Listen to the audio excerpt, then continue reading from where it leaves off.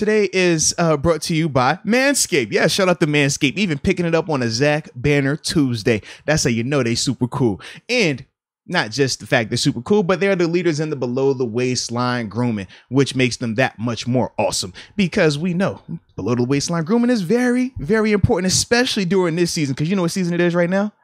Holiday season. Or we like to call it cuffing season. And you never want to be not groomed when it's cuffing season, ladies and gentlemen. So with that being said, you know the best thing to do is use that promo code. And in the words of some of our awesome people, put the code on everything. All right. Promo code is MOATS. Use that, man. You get 20% off your purchase along with free shipping worldwide. So definitely don't miss out on them and all the awesome things they got going on over at Manscaped. This is from Andrew Stocky. Tomlin going retro when describing facing the Ravens. He says, it's going to be Rock'em Sock'em robots. The Rock'em Sock'em? Do you even know? Is that too young? Is that too old for you? No, I know what they are. I've never played them, though. Yeah, man. Rock'em Sock'em was that. I've seen them in like movies and they stuff. They pretty dope, bro. Yeah. Mike Tomlin.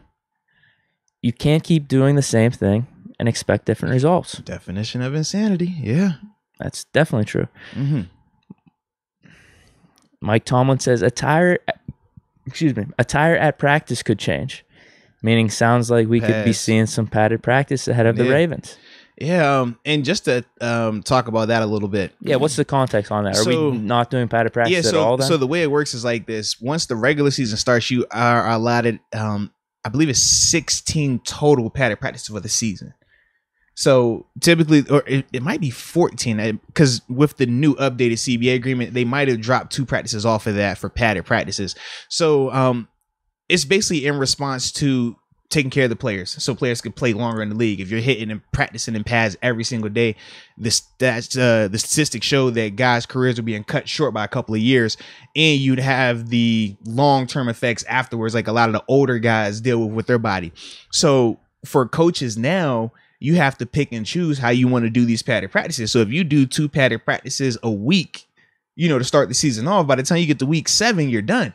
So you got to pick and choose. Like sometimes I know with Coach T in the past, the first 6 weeks, we would always have Wednesday as our hitting day. Wednesday is a padded practice day.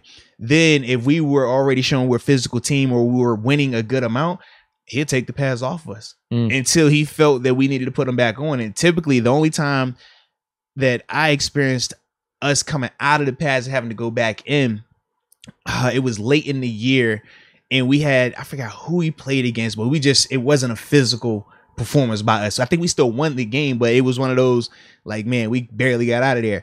So from there, coach's response was, instead of a full padded practice, he had us in pads either at the beginning of practice to work on like some of the short yardage situation, or it would be for, okay, we're doing team run, so we're only working on run plays. He would put us in pads then and then take us out of it, just to keep you, healthy enough late in the year, because at this point in the season, it's hard to bang your body on Wednesday and Thursday, Friday, and then go out there and recover by Sunday. Like, it's just not enough time for that. So that's why they're saying it like that. But based on what we've been seeing these past couple of weeks, I feel like that is probably the necessary method right now, because the approach of trying to take care of the players, keep them in helmets only, it's hurting them from a physicality perspective, controlling the line of scrimmage and tackling, right? Our tackling's been awful. So all of those 3 things I just named, there are products of not being in pads. So when you talk about starting back up, potentially getting in pads this week, I mean, it makes sense, man. I could definitely see it. This is from Jenna Harner. Mike Tomlin on what has to change in practice. Have to continue to focus on things we value, the fundamental things, and then also brings up attire and something that could change. Ed Bichette, Mike Tomlin on Stephon Tuitt's chances to return. I haven't given it a lot of thought. Now, there was another thing on Tuitt. Hey, go on. He ain't gave Tuitt coming back a lot of thought. Lord. There was another one on Tuitt, though, where it says Tomlin hasn't ruled it out. That was one of the tweets that I passed through. Because remember we said we're still counting down those days, too, in terms of like how many weeks remaining versus when he gets activated to start back practicing as well. This one is a mind bender. This one has to do with Tuitt. Who's this? Tomlin says, Brooke Pryor. Tomlin says he's not assuming that Stephon Tuitt won't be back this year. Say that again. What? Not assuming that Stephon Tuitt won't be back. Why does he talk like that? All right. So we're not going to assume that he won't be back. So he could be back. So he could. So don't just say that goes back to what I said a little bit. Why don't we just say he could be back this year? I'm not going to assume that he won't be back this year. Who told you? Stop talking like that, man. He says, my head hurt. I don't have a 6-week perspective. I have a Ravens week perspective. Oh. I like that one. Oh, okay. All right, I'm seeing more on padded practices. Here's one from Pompiani. Mike Tomlin on what they can do to improve physicality. Effort. Watching the tape, there were some that pops up where you're questioning effort. Changes of speeds. Yeah. It's never good when you change speed. Not on film. What'd you think of the one clip that I keep seeing where it's Devin Bush just standing on one of the field goal attempts or the extra point attempts? I'm not worried about the extra point because with that, a lot of times I'd have to go back and look at his eyes on that particular play. But a lot of times as the off-ball linebacker or even I've been watching for a fake. No. Like that's your assignment. Yeah, not everybody out there is supposed to go for the block. Some guys, it's like your only job is to stare at this guy. Like, I don't care. You will never, we would tell people you're not supposed to know if the field goal was made or missed while you're on that field right there. You're supposed to watch your guy. That's exactly what he looked like. Yeah, that's what you're supposed to do. Yeah, just stare at the guy. Yep. So that's actually good. That's a good thing. Because otherwise, I say you trick guys in terms of some of those fake plays and stuff like that. Catch a guy not paying attention or a guy always turns around to see if the ball is kicked. Yeah, those are the type of dudes you can get a fake on. Mike Tomlin, it's put up and shut up time for the Steelers. Yeah.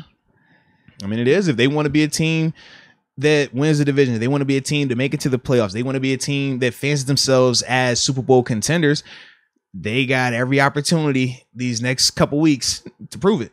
So, yeah, I do like that, though. It's an odd thing, but I like the fact where they're at right now, where it's like, hey, if you're going to be the team that some people think you can be, you're going to get the opportunity to show it versus really good competition. So there are zero excuses. And if you can't do it, regardless of what happens in those games, there is zero excuses, man. So everything is right there in front of them. I love it. Mike Tomlin says both mental and physical improvement needed from Devin Bush. He's still very much growing in terms of awareness. Cites lack of volume in regards to continuation of his growth. So similar to what we've talked about in the past. You were talking a lot about reps. Yeah, you got to have reps. More reps, better. But the problem with Devin right now is his reps are having to come in season, in games, live games. Typically, you don't want guys having to get those type of reps, that type of learning on the job. You'd rather it be in OTAs, training camp, preseason. But based on how everything played out for him, that necessarily wasn't fully available. And even though he did participate in it, it was still it was like limited sometimes. Other times it was more of the full participant variety and stuff like that. But the mental part, I do like the fact that Coach T specified awareness. Because if you just say mental, everybody's going to drop it and go right back to, it's the knee, it's the knee, it's the knee. And it's not that. Like, I do think it might be playing a part in it, but it's not solely that. When you talk about his awareness, just what we've been saying, certain things, like he's just, I don't know what he's keying at times. Like, are you keying a triangle? Are you keying a man? Like, what are you looking at? Because it's very inconsistent. And I think that's why his reads have been so inconsistent at times also. So it's just one of them things that, man, all of that has to keep improving. I mean, yeah, it just sucks. I'm assuming he's going to be playing a lot of snaps this week. Well, depending on Spillane's availability, yeah. Because last week they put Spillane out there and gave him the rest, but Spillane got hurt. So, you know, it depending on what he's looking like. If he's not able to go, you're right back here. Yeah. Do I want to put up another 25 for charity? Oh, man.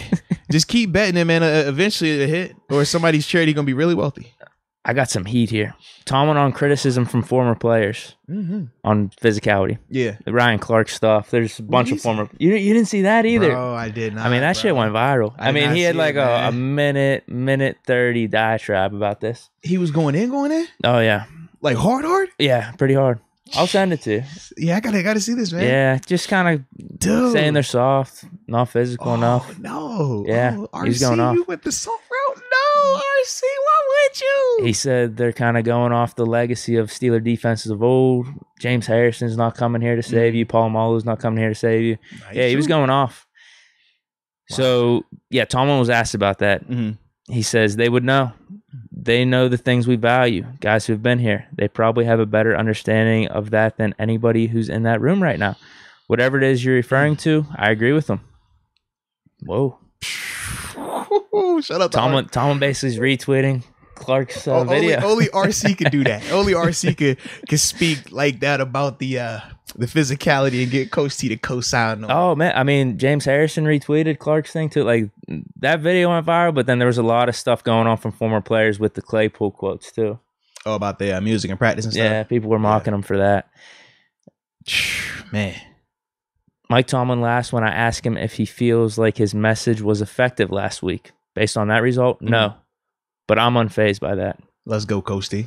And last one. Mike Tomlin on Chase Claypool's suggestion they should play music and make practice more fun. Take it into consideration. Claypool plays wide out, and I'll let him do that. I'll formulate the practice approach, and I think that division of labor is appropriate. I already knew that was going to be like that. I ain't even had to see that way. Coach Tito, hey, man, that boy play receiver. All right, so I'm going to let him play receiver. I'm going to do what I do. All right, let's go, Coach. Man. The thing about that, though, it goes back to what I said earlier. Claypool was not saying that in a this should be how it is approach. It was lighthearted. He said, I've always said this back in college. But, I think people ripping on Claypool, it's gone a little too far. Yeah. You're right. It's the timing. We came off a loss. Yeah. And now everyone's just out with their hot takes. Right. Well, and I think it would be different. Like I said, if it was a different player, somebody who hasn't come under fire for comments before. Well, they're probably not saying that. Let's be real, too. I did. Minka's probably not bringing up music. So that's probably why this individual continues to, get some of that attention, added heat, however he likes it, that's how he's getting it right now. So it is what it is.